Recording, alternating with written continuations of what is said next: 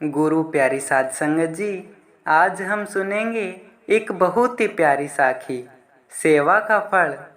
तो चलिए शुरू करते हैं। प्यारी साध संगत जी, चौथे पातशाही श्री गुरु रामदास जी महाराज के समय जब अमृतसर में श्री हरमिंदर साहिब जी की सेवा चल रही थी, उस वक्त बहुत संगत सेवा कर रही थी। उस संगत में उस समय का राजा भी सेवा के लिए आता था। गुरु साहिबान उस राजा को देखकर मंद मंद मुस्कुराते रहते थे। ऐसा लगातार 3-4 दिन तक होता रहा। फिर एक दिन राजा गुरु साहिबान के पास चला गया और उसने गुरु साहिबान से पूछा, हे सच्चे पातशाह, आप हर रोज मुझे देखकर मुस्कुराते हैं, क्यों भला? तब गुरु साहिबान ने बड़े प्यार से राजा की तरफ देखा और उन्हें एक छोटी सी बात सुनाई।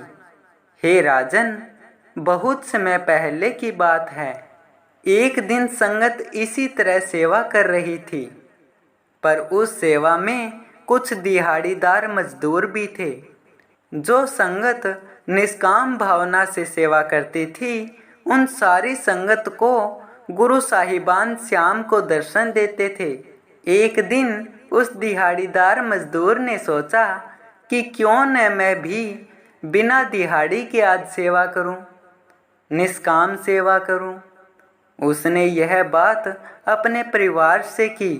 परिवार ने कहा, कोई बात नहीं, आप सेवा में जाओ।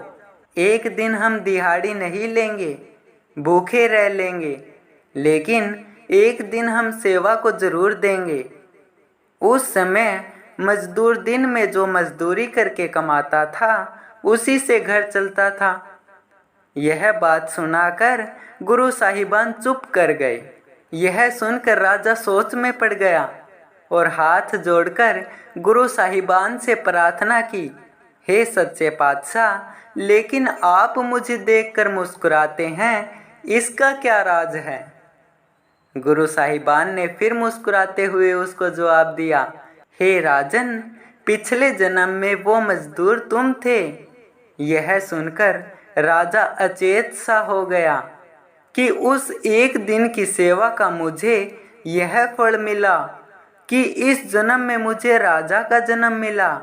प्यारी साध संगत जी, सेवा का फल एक ना एक दिन जरूर मिलता है।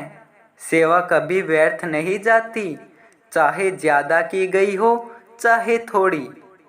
जो सेवा हम हृदय से निष्काम भाव से करते हैं, वह हमारे लेखे में लिखी जाती है और उसका फल हमें ज़रूर मिलता है।